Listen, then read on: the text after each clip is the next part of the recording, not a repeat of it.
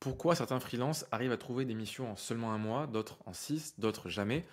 D'après mon expérience, ça va énormément dépendre d'une chose fondamentale, c'est le positionnement, c'est-à-dire le TJM, la stack technique, entre autres. C'est une notion qui est très sous-cotée, qui est très mal connue, j'en ai parlé quelques fois. Et le problème, c'est que pour construire un bon positionnement, il faut avoir une bonne compréhension de son marché. Alors, je vous ai déjà expliqué comment trouver l'information par rapport à votre marché, notamment par exemple les TJM, les besoins. Et d'ailleurs, je vous invite à aller voir cette vidéo si vous ne l'avez pas vue. Mais je ne vous ai pas encore expliqué comment analyser tout ça. Et là, il y a une très grosse nuance, parce qu'entre récolter et analyser, il peut y avoir un monde.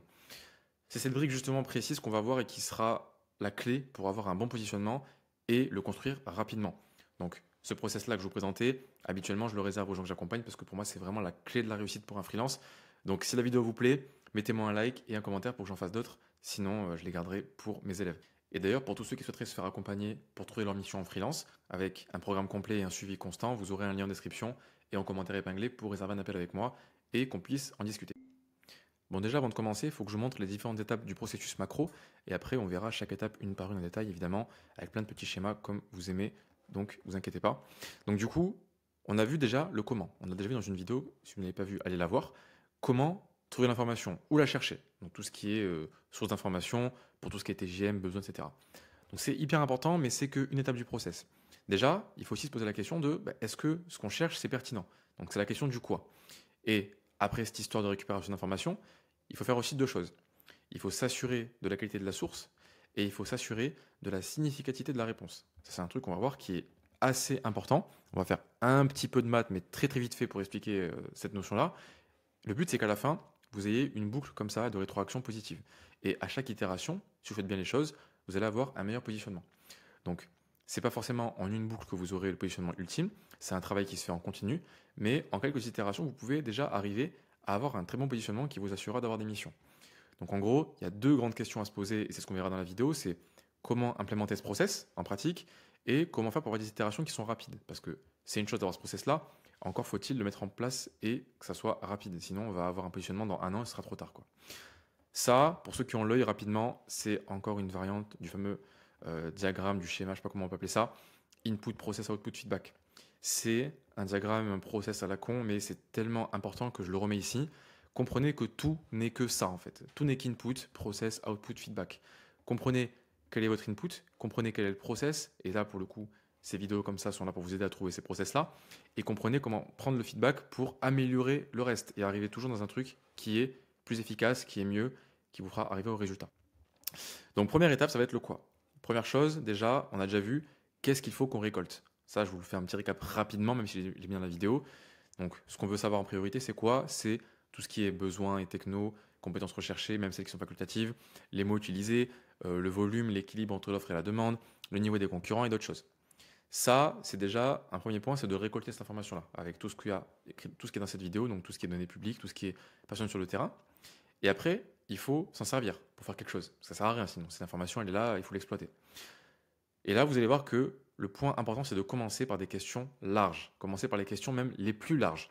Je vais illustrer ça d'une façon simple et après on parlera un petit peu de maths pour illustrer ça vraiment techniquement, quoi. Moi, quand je me suis lancé, personnellement, j'avais trois grandes options. Est-ce que je fais de l'IA? Est-ce que je fais de data engineering ou est-ce que je fais React Native?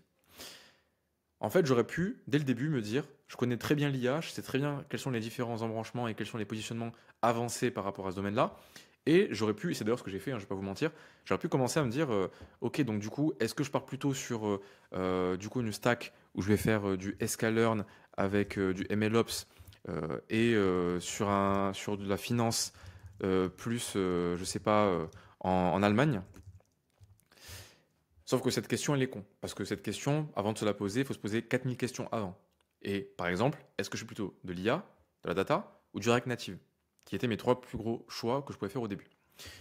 Le but, c'est quoi? C'est de comprendre qu'à chaque étape, vous avez une grande question à laquelle vous voulez une réponse. Là, je prends l'exemple du besoin, du positionnement en termes d'expertise, mais ça pourrait être par rapport au TGM, ça pourrait être par rapport à plein de choses. Là, c'est le truc, en général, le point de départ pour tout le monde. Donc, on va parler d'expertise, on va dire du positionnement en général. La question qu'il faut se poser, c'est déjà dans quelle voie je vais, quoi. Dans quelle voie je vais? Je peux faire de l'IA, du React, ça n'a rien à voir. Il faut déjà que je me réponde à cette question. Moi, il se trouve que j'ai très rapidement compris qu'il fallait que j'annule ça aussi, et que j'aille plutôt dans la voie data engineering. Et après, on peut se refaire la même chose. Est-ce que je suis plutôt du Python, plutôt du coup une approche code ou une approche outil, avec Databricks? J'ai aussi pu répondre à ma question et éliminer ça. Et le but, c'est de faire ça jusqu'à arriver à effectivement un positionnement entre guillemets ultime, qui est le positionnement, on va dire vraiment, qui est le positionnement optimal si on prend vraiment les termes mathématiques. Et là, qui va potentiellement être extrêmement précis, hein. J'ai fait un exemple à la con, mais c'est pour vous montrer l'idée. Donc, l'erreur à faire, c'est de commencer par des questions par rapport à ça, des questions trop précises. Il faut commencer par les grandes questions. Peut-être que ça paraît bateau pour ceux qui sont déjà un peu matheux dans leur approche, mais en pratique, personne ne le fait, donc je le précise quand même. Maintenant, si on parle un peu de mathématiques pour expliquer ça, parce qu'en fait, ça paraît peut-être un peu overkill, mais c'est extrêmement pertinent pour expliquer ça selon moi. Là, vous avez un graphe, je vais l'expliquer, vous allez voir, il y a plein de trucs qui bougent. En gros, imaginons que l'ordonnée, en gros, c'est en bas une mission qui est très dure à obtenir et en haut une mission qui est très facile à obtenir. Selon moi, bien sûr, hein, c'est par rapport à chaque profil. Vous avez différents pics. Nous, du coup, ce qu'on veut, c'est maximiser cette fonction qui va, en gros, représenter la facilité à obtenir une mission. Et en fait, ces différents pics, ça va être différents positionnements. Là, on va prendre une seule variable qui pourrait être l'expertise générale. Donc, j'ai placé des pics avec, par exemple, l'IA, React Native, Python, Data Engineering. Et en fait, là, imaginons qu'on connaît déjà la réponse, on sait que le meilleur positionnement pour moi, ça va être Python. Le problème qu'on va avoir si on a un raisonnement qui est trop lié à des questions trop fines, c'est qu'on peut commencer à être dans un petit creux ici dès le début et faire des petits points comme ça, des petites avancées. Je vais faire un petit dessin pour vous montrer. Hop. C'est vraiment essayer de faire des petits mouvements comme ça dans des petits creux, mais qui de base ne vous amèneront que dans un endroit qui est déjà nul, qui est déjà ici en fait, à ce niveau-là de facilité. Nous, ce qu'on veut, c'est se poser des grandes questions. Et là, ce que vous avez à l'écran, là, c'est pas un truc anodin, ça s'appelle le recuit simulé. Bon, on s'en fout, mais c'est un truc en maths, une optimisation où le principe, c'est quoi? C'est de faire des pas de plus en plus petits. On prend des pas au début très très grands, on va essayer d'explorer différentes options, et au fur et à mesure, vous voyez le petit trait rouge, là c'est vous, vous allez commencer à comprendre un peu l'endroit où il y a le pic maximal, et on va finalement s'arrêter ici. Et on aura trouvé, on va dire, le point optimal, le point maximal de la fonction. Alors c'est très théorique, je suis d'accord avec vous, c'est juste pour illustrer. Comprenez que ça, c'est ce qu'il faut appliquer comme raisonnement à chaque fois que vous avez une question à vous poser sur votre positionnement, par rapport au TGM, par rapport aux besoins, par rapport à ce que vous voulez. Et en réalité, comme vous le savez, le positionnement, j'ai déjà dit, c'est pas univarié. Il n'y a pas une seule variable, il y a plusieurs variables. Donc ça ressemble plutôt à ça, ce que vous voulez optimiser. Une fonction qui est dans plusieurs dimensions, et vous voulez trouver le chemin qui amène au maximum, au minimum, selon dans le sens où vous le voyez. Donc dans le positionnement, il y a plusieurs variables qui interviennent. Point important aussi, toutes les variables ne se valent pas. Vous allez voir que, ça c'est par l'expérience aussi que vous le saurez, entre le TJM, entre l'expérience requise, entre la localisation, entre le remote, entre la stack technique, il y a des points qui sont beaucoup plus impactants que d'autres. Et ça, pour le savoir, il faut avoir un peu l'expérience de terrain. Et c'est aussi d'ailleurs pour ça que des accompagnements comme ceux que je peux proposer peuvent vous aider parce que vous allez gagner du temps par rapport à ça. Mais vous pouvez très bien aussi vous en rendre compte sur le terrain vous-même. Donc une fois que vous avez compris ça, en fait, prenez à chaque fois le réflexe quand vous posez une question par rapport à une caractéristique du marché, c'est-à-dire est-ce que telle chose est un besoin du marché ou pas, commencez par vous poser les questions larges. Commencez par vraiment élaguer les grandes directions qui ne serviront à rien pour que vous puissiez avancer à chaque fois de façon plus efficace. Si vous vous posez des questions trop fines à chaque fois, vous allez déjà peut-être être biaisé par défaut et rester dans un endroit qui, dans tous les cas, ne mènera à rien. Mais de base, vous allez aussi vous fermer des portes qui pourraient initialement vous amener beaucoup plus loin. Donc, comprenez ça, comprenez que votre positionnement ressemble un peu à ça et que vous voulez trouver l'endroit optimal, d'après ce que vous savez du marché. Là, vous avez le plus de facilité à avoir une mission, là, vous avez la mission avec le plus de TGM, peu importe votre caractéristique, en gros, le meilleur cas de figure. Et à chaque fois, comprenez que vous avez la grande question à résoudre et après, vous pouvez passer aux questions plus fines, mais seulement après avoir fait ça. Ok, donc maintenant on a vu le quoi, on a vu quelle est la question qu'il faut que je me pose, c'est quoi du coup ce qu'il faut que je cherche, et comment chercher, je vous l'ai aussi expliqué dans une vidéo, allez la voir pour trouver l'information, mais l'information sera brute. Maintenant, on va plutôt passer à la partie analyse. Une fois qu'on a l'information, qu'on a récupéré quelques TJM du marché, qu'on a récupéré quelques besoins du marché, on va commencer déjà par s'assurer de la qualité de la source. C'est extrêmement important. Alors, dans la vidéo où je vous ai parlé du coup d'extraction de données, donc de récolte d'informations sur le marché, je vous ai parlé de différents canaux. Vous avez tout ce qui est, par exemple, Freework ou même Malt, et jusqu'à arriver, par exemple, aux clients finaux. Et là, je vous ai fait un petit schéma qui illustre ça. En fait, vous avez deux sens pour l'information. Vous avez un sens qui va représenter la facilité d'accès, et donc plus on va descendre, plus ce sera facile d'accès, on pourra le faire en volume. Et dans l'autre sens, ce sera la qualité. Et malheureusement, c'est un peu dans le sens inverse. Donc en gros, si vous voulez avoir beaucoup d'informations facilement, vous avez des sites comme Freework et vous allez pouvoir récupérer beaucoup d'informations en volume. Par contre, ne pensez pas que ce que vous allez retrouver va être l'image absolue du marché. Il faudra prendre ça avec des pincettes, il faudra vraiment avoir beaucoup de volume pour que ça soit significatif. Et on verra justement ce point-là juste après. A l'inverse, les clients finaux, eux, vous pouvez être sûr que quand vous avez affaire à eux, quand vous leur parlez, l'information que vous aurez par rapport à leurs besoins, elle sera de grande qualité. Alors, Comment faire pour appliquer ça de façon vraiment systématique? Moi, j'applique 2 règles à chaque fois pour savoir si une source est de qualité ou pas, sans forcément avoir ce graphique en tête. Est-ce que l'information vient d'une source qui est dans mon marché? Ça, c'est hyper important. Par exemple, je vous ai parlé de Malte. Malte, c'est un excellent site. C'est un site incroyable pour les freelances, mais il faut être conscient que c'est un site qui est fait pour les gens au forfait en général. Il y a beaucoup de gens qui sont débutants.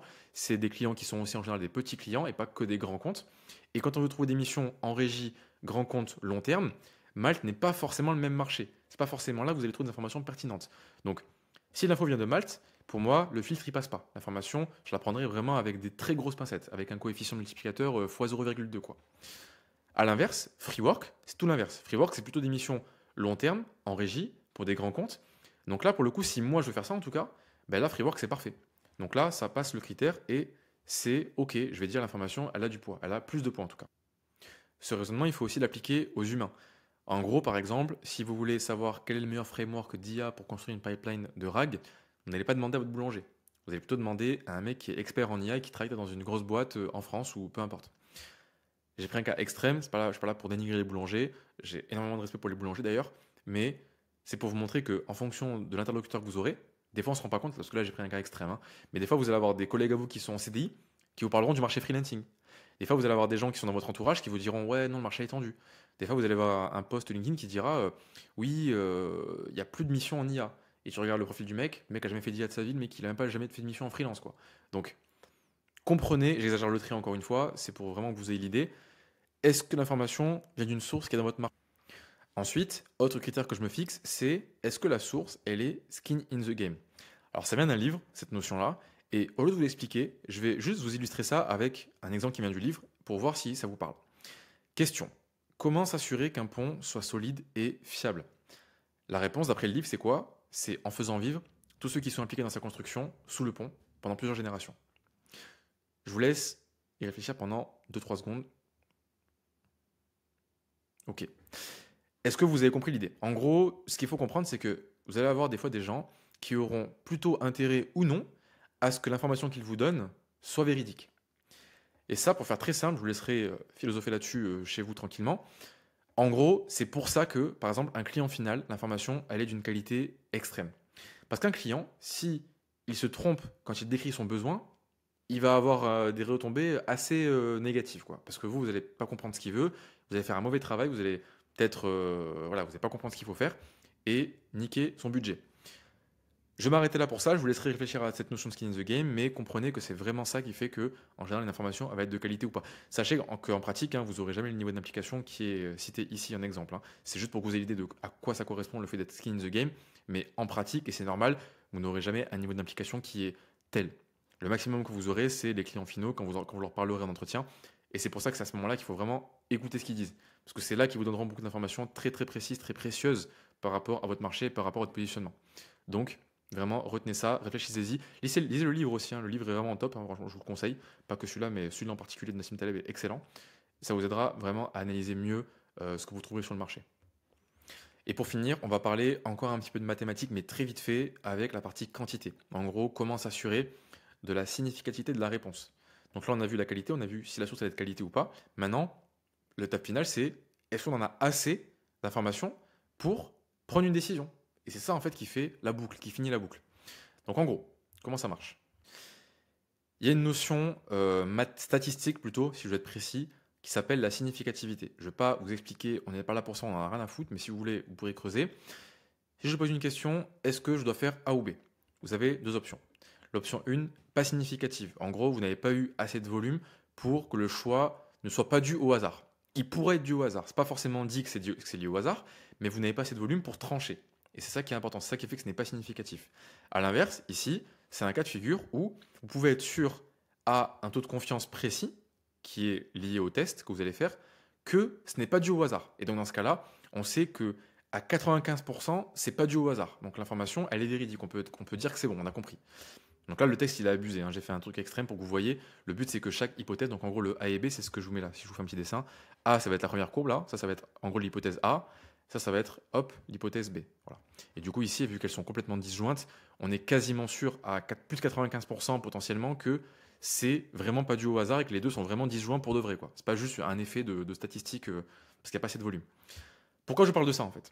Ça, c'est important parce que si vous n'avez pas assez de volume pour faire un choix, vous allez faire des choix qui n'auront aucun sens. Si en gros, vous êtes dans ce cas de figure-là, vous faites une décision, ok, en fait, il faut que je fasse de l'IA, c'est bon, j'ai fait mon choix. J'ai eu deux mecs qui m'ont dit, il faut que je fasse de l'IA, donc il faut que je fasse de l'IA. Non, là, vous êtes dans un biais de base, ça veut dire qu'en fait, votre choix va être dû au hasard. Et c'est pas ce qu'on veut. Comme je l'ai dit au début, le but, c'est qu'on fasse des bonnes décisions, des décisions liées à des choix larges, mais ce choix-là, il faut aussi, non, il faut aussi qu'il soit fait sur des bonnes bases. Il faut aussi que, quand on prend cette décision, ça soit backé par quelque chose, et pas juste l'intuition. Comme d'hab, hein, moi vous savez comment je suis très cartésien. Là, quand je choisis entre Python et Databricks, c'est pas parce que j'aime même Python, c'est parce que j'ai eu assez de données et j'ai eu une significativité assez élevée pour me dire, je peux barrer Databricks. Mais ne vous dites pas, au bout de un input d'un mec qui a l'air sérieux, c'est bon, je pars sur du Python. Il faut corréler à chaque fois ça au volume. Alors du coup, on va voir. Comment impacter la significativité? Donc il y a le volume, mais il y a aussi la question qui se pose. En fait, comment comprendre ça? On va faire ça un exemple, ça va être très simple. Si vous vous posez la question, quel est le meilleur TGM pour moi? Et que le choix, il est entre 300 et 600. Vous avez une question qui est large, on y revient, la question elle est large. Donc, il vous faudra peu de volume pour atteindre le fameux seuil de significativité. Le seuil à partir duquel on peut considérer que c'est significatif. Donc il y a vraiment un chiffre mathématique, ça ne sert à rien de le calculer précisément, ce n'est pas possible pour vous, mais il y a vraiment un seuil au-delà duquel on dit ok, c'est bon, c'est significatif. Donc là, on n'est pas au seuil, là, on est largement au-dessus du seuil. On s'en fout du seuil en réalité, on n'est pas là pour faire des maths, on est là juste pour comprendre la logique derrière tout ça. En fait, plus la question sera large, moins il vous faudra de volume. C'est juste ça qu'il faut comprendre. Et à l'inverse, si vous vous posez une question du style, quelle est la meilleure stack pour moi entre React, Next, Python, Flask, donc le groupement de ces quatre trucs-là, ou React, Next, Python, Django, donc là on fait varier que Flask et Django, c'est une question qui est très précise. Et donc là, il faudra beaucoup de volume pour atteindre le seuil de significativité.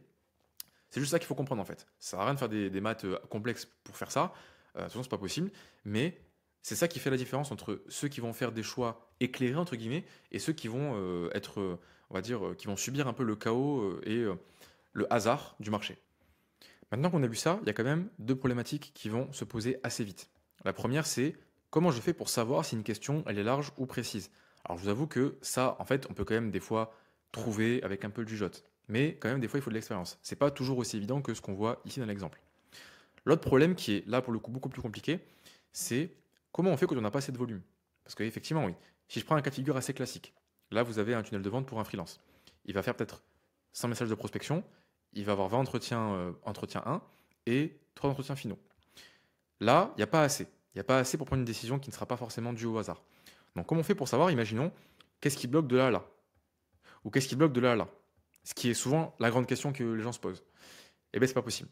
C'est possible, mais vous vous exposez au risque qu'on a vu au début, c'est que votre décision soit basée sur quelque chose qui est dû au hasard et pas à une réalité de marché.